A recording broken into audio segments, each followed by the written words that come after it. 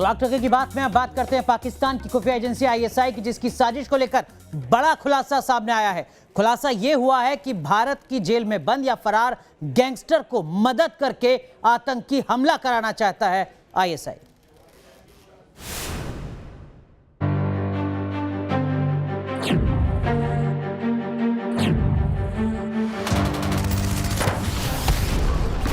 कश्मीर में आतंक की कमर टूट रही है तो बौखलाए पाकिस्तान और उसकी खुफिया एजेंसी आईएसआई ने रचा है खौफनाक प्लान।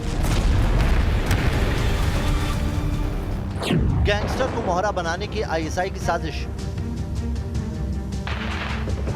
जेल में बंद और फरार गैंगस्टर पर आईएसआई का जाल।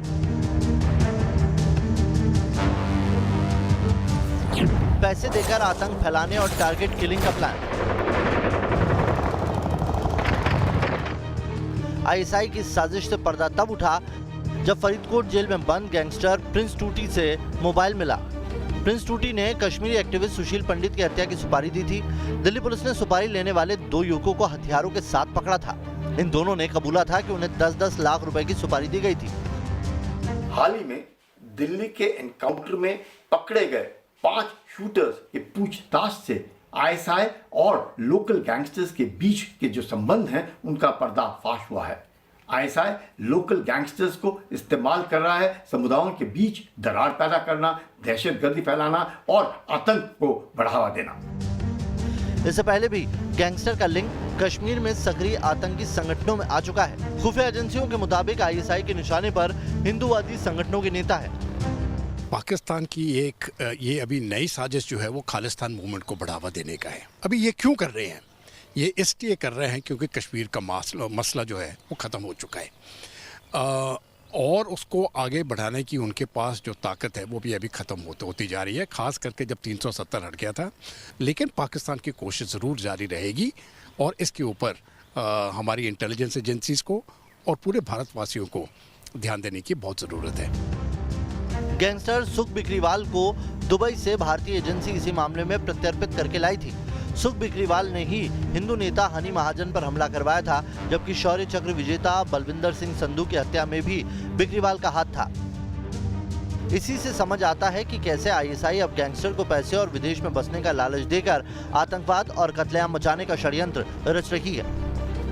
पाकिस्तान की खुफिया एजेंसी आईएसआई ने पंजाब की जेलों में बंद और बाहर फरार चल रहे गैंगस्टर्स के जरिए आतंकी गतिविधियों को अंजाम देने और टारगेट किलिंग कराने की एक नई साजिश रची है। पाकिस्तान की खुफिया एजेंसी आईएसआई ने इसके लिए अलग से एक फंड भी मुहैया कराया है। लेकिन जब से एजेंसीज को इस बारे में जानकारी मिली है, तब से भारतीय एजेंसीज ने तमाम गैंगस्टर पर पैनी नज़र रखनी शुरू कर दी है और किसी भी स्थिति में आईएसआई की साजिश को पूरा नहीं होने दिया जाएगा। वीडियो जर्नलिस्ट जगदीश चंद के साथ Rumanullah Khan, News Nation, Delhi. Myanmar में तख्ता पलट हुए तकरीबन 1 महीना बीत चुका है और बढ़ते वक्त के साथ म्यांमार में लोकतंत्र की बहाली के लिए जो विरोध प्रदर्शन है वो लगातार बढ़ता जा रहा है और उसे दबाने की हर मुमकिन कोशिश हिंसक होती जा रही है।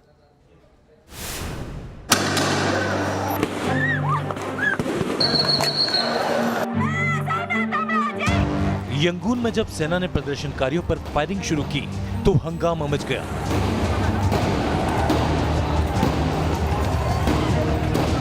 भीड़ दहशत से भर गई और जिसे जिधर रास्ता मिला भागने लगा।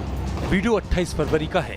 यंगून के अलावा म्यांमार के कई शहरों जैसे दबी और मांडले में भी लोगों के मारे जाने की खबरें आ रही हैं, क्योंकि प्रदर्शनकारियों के खिलाफ पुलिस की तरफ से बड़े पैमाने पर गोलियां, टीयर गैस और स्टन ग्रेनेड फायरिंग का दावा किया जा रहा है।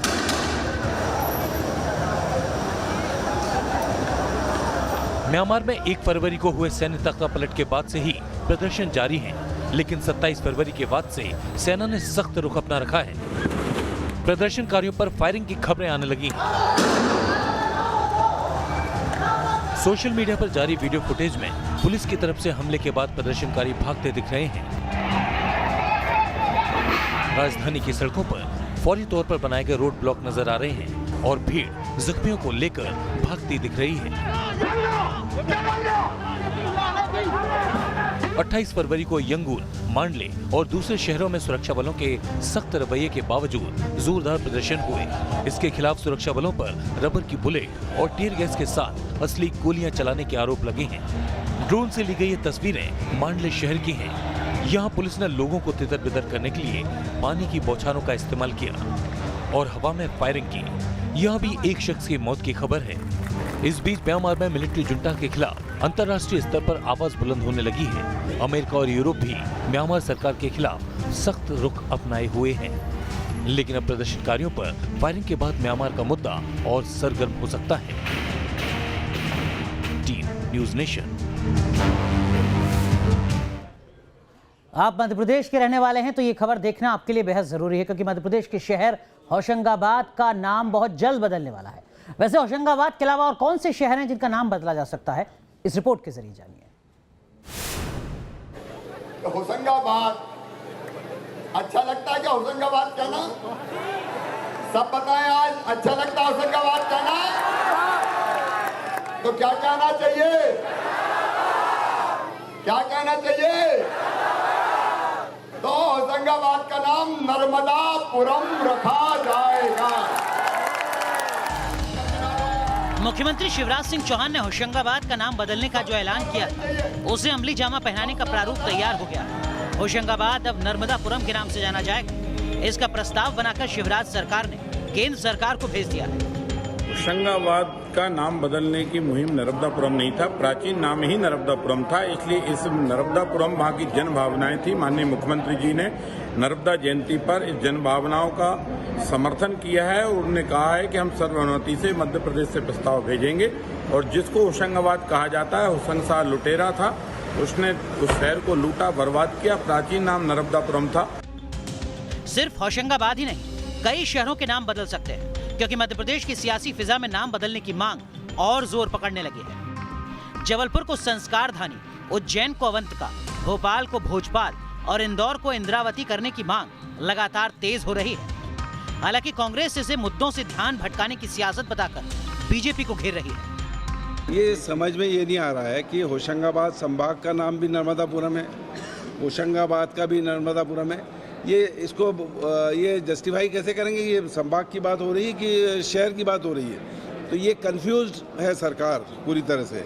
इनके पास कोई चीज़ है नहीं करने के लिए, तो ध्यान बटाने के लिए सब चीज़ें करते हैं। नाम बदलने का काम उसी से कर रहे हैं। इससे पहले प्रदेश में नया संभाग बनाकर उसका नाम नर्मदापुरम किया गया और भोपाल एयरपोर्ट का नाम बदलकर राजा भोज एयरपोर्ट कर दिया गया था। Team news nation. मुंबई में पिछले साल कोरोना के मोर्चे पर सबसे ज्यादा दिक्कतें आ रही थी धारावी जैसे स्लम एरियाज में, लेकिन अब हालात बदल चुके हैं। अब झुग्गी बस्तियों के मुकाबले मुंबई में कोरोना की मुश्किलें बढ़ा रही हैं हाई राइज सोसाइटीज।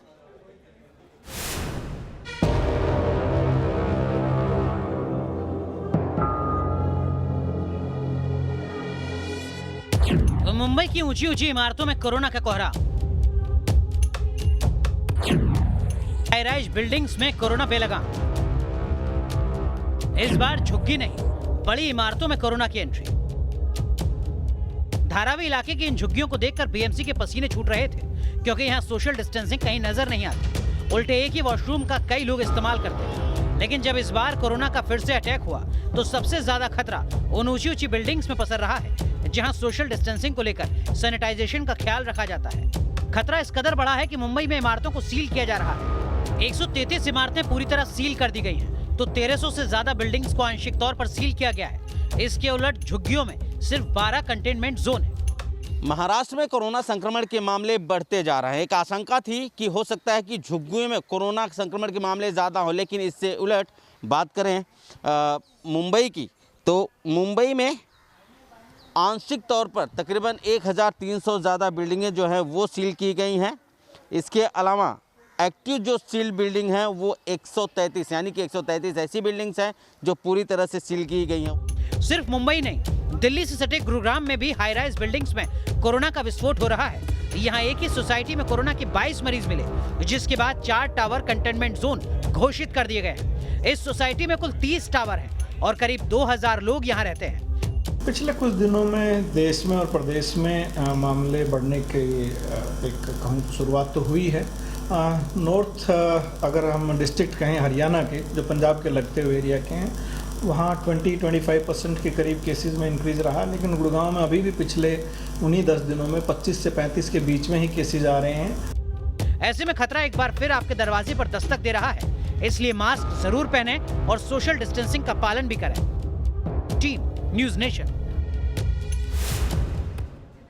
अब बात उत्तर प्रदेश की, जहां कोरोना की तमाम चुनौतियों के बीच पहली क्लास के जो स्कूल हैं, पहली क्लास से ऊपर की क्लासों के, वो खोल दिए गए हैं। चुनौती कहीं ज्यादा है, लेकिन सावधानी बरतने के साफ साफ निर्देश दिए गए हैं।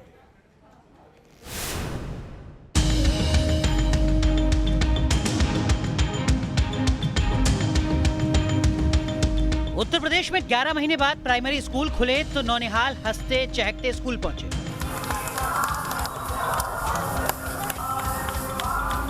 यहां तिलक लगाकर बच्चों की आगवानी की गई, उन्हें चॉकलेट दी। खुद सीएम योगी स्कूल खुलने के पहले दिन बच्चों का मुंह मीठा कराने स्कूल पहुंचे। उत्तर प्रदेश के मुख्यमंत्री ने लखनऊ के नरही सरकारी स्कूल का निरीक्षण कर इंतजामों का जायजा लिया। यूपी में क्लास 1 से 5वीं तक के सरकारी स्कूल और प्राइवेट स्कूल में पहले दिन 50% बच्चे बुलाए गए। कैसा लग रहा है स्कूल में? रोज आएगी? ऐसा तो नहीं कि जो है कोरोना के नाम पे घर बैठ जाएगी, हैं? ये मास्क लगाएगी ना, सभी लोग मास्क लगाओगे ना, ड्रेस के साथ, ड्रेस के साथ। यूपी में कोरोना संक्रमण की वजह से पिछले साल पहली क्लास से 8वीं तक के सभी स्कूलों को बंद कर दिया गया था। अब स्कूल खोले गए हैं तो कोरोना गाइडलाइंस का सख्ती से पालन भी किया जा रहा है। स्कूलों को सोशल डिस्टेंसिंग का कड़ाई से पालन करना होगा। 2 पालियों में क्लास लगेगी। स्कूल में क्लास, वॉशरूम, दरवाजे, कुंडी, सीटों को लगातार सैनिटाइज और साफ कराना होगा। स्कूल में लंच ब्रेक की इजाजत नहीं होगी। खेल कूद पर भी प्रतिबंध होगा। एक क्लास में सिर्फ 20 बच्चों को ही बैठाया जा सकेगा। बेटा, आप बहुत दिन बाद स्कूल आए हो, कैसा लगा? मुझे बहुत अच्छा लगा। तो डर नहीं लगा आपको कि स्कूल जा रहे हैं और कोरोना वायरस के? बिल्कुल डर नहीं लगा। हालांकि आधे बच्चे आ रहे हैं एक टाइम पर, लेकिन ज्यादा रश नहीं होना चाहिए, तो इसलिए प्लानिंग बहुत प्रिसाइज की गई। लखनऊ से जर्नलिस्ट दीपक राणा के साथ निखिल शर्मा, न्यूज़ नेशन। भारत में रोहिंग्याओं की घुसपैठ का खतरा लगातार बढ़ता जा रहा है। ऐसे में हर किसी के जहन में सवाल यह है कि क्या भारत में घुसपैठ की इंटरनेशनल साजिश हो रही है।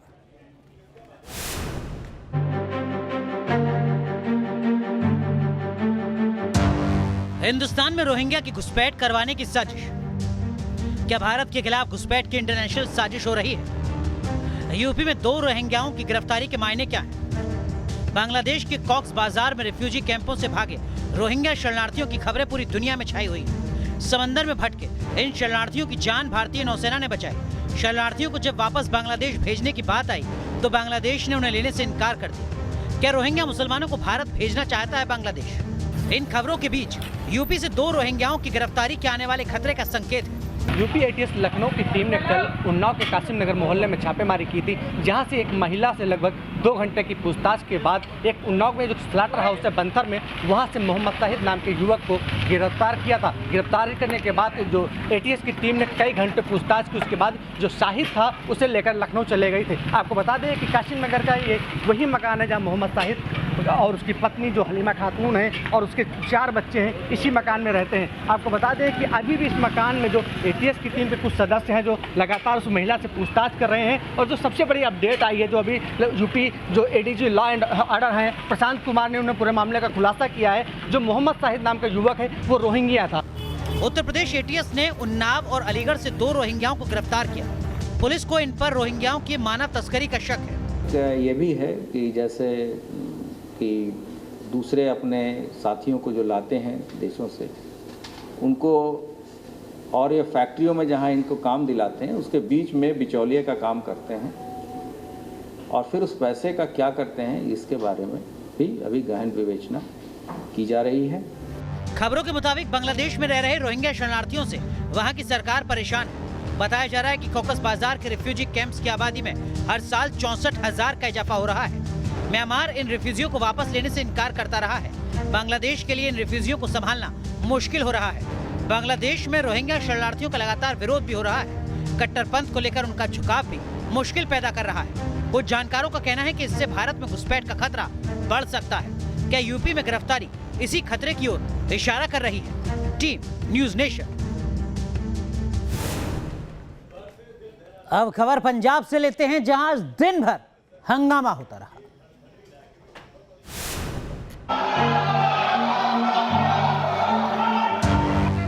आपका प्रदर्शन, अकाली दल का हंगामा, अकाली कार्यकर्ताओं पर पानी की बौछार।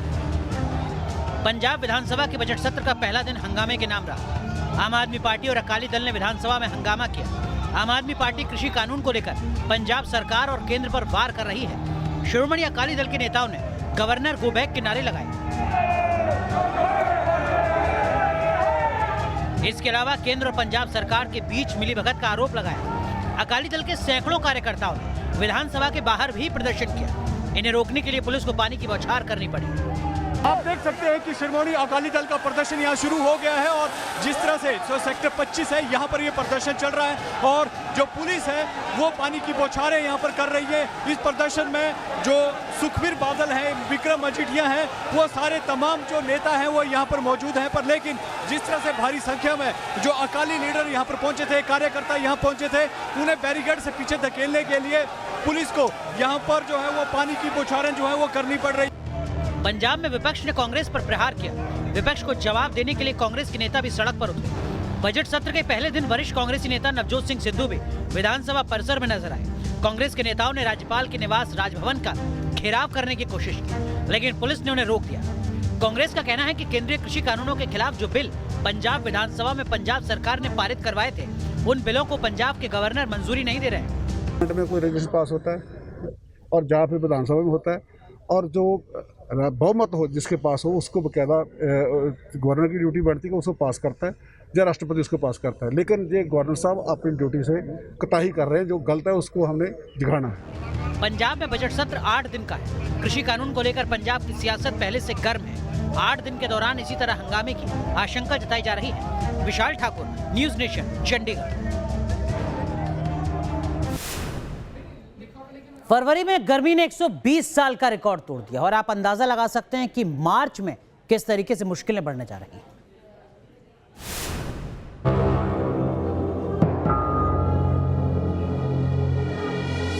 गर्मी इतनी ज़्यादा बढ़ गई है, पता नहीं मार्च आ रहा है, अप्रैल आ रहा है, जून आ रहा है, वहाँ तो भगवान जाने क्या होगा। ये डर यूं ही नहीं है, क्योंकि फरवरी में गर्मी ने 120 साल का रिकॉर्ड तोड़ दिया है।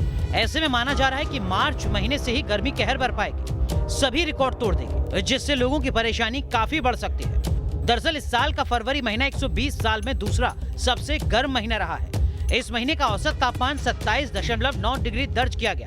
फरवरी महीने में कम से कम 6 दिन ऐसे रहे जब तापमान 30 डिग्री से ज्यादा रहा। 25 फरवरी को तो राजधानी दिल्ली का अधिकतम तापमान 33.2 डिग्री पहुंच गया था। मुंबई, ओडिशा और झारखंड के शहरों में परेशान करने वाली गर्मी आने वाली मुसीबत की गवाही दे रही है। मुंबई में 28 फरवरी को पारा 36.3 डिग्री पहुंच गया। वहीं भुवनेश्वर में पिछले 5 दिन से पारा 40 डिग्री के आसपास पहुंचा हुआ है। रविवार को यहां तापमान 40.6 डिग्री सेल्सियस दर्ज किया गया। इसके साथ ही झारखंड के जमशेदपुर और पलामू सबसे गर्म रहे। इन दोनों शहरों का तापमान 36.8 डिग्री रहा, तो धनबाद, बोकारो और रामगढ़ का तापमान 35 डिग्री के आसपास रहा। मौसम के इस बदलते मिजाज की वजह बताई जा रही है वेस्टर्न डिस्टर्बेंस। इसकी कमी मौसम को गर्म करती है। मौसम विभाग के मुताबिक आमतौर पर फरवरी में 5 से 6 बार आने वाला वेस्टर्न डिस्टर्बेंस इस बार फरवरी में सिर्फ 1 बार आया, जिसके चलते मौसम गर्म हुआ। Team news nation. चलिए इलेक्ट्रिक की बात में आज के लिए बस इतना ही, लेकिन क्या है कश्मीर में नया टेरर प्लान, बताएंगे आपको खबर कट टू कट स्पेशल में थोड़ी देर में पिनास त्यागी के साथ।